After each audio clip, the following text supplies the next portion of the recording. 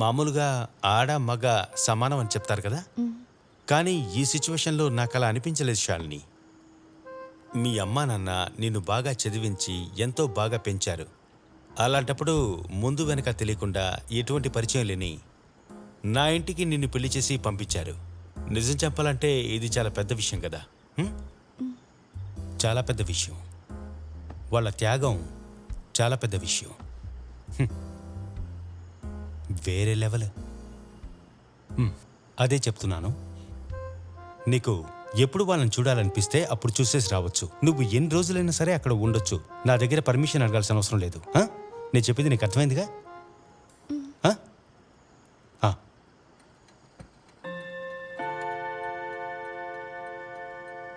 నిద్రపోదామా?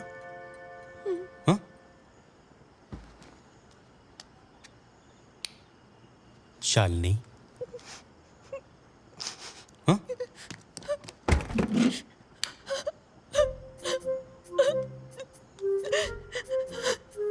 ఏమైంది?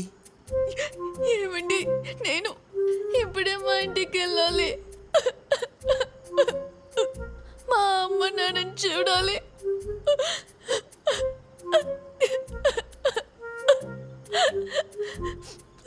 శాలిని, ఏయ్! సరే వెళ్దాం. శాలిని, మీ ఇంటికి వెళ్దాం.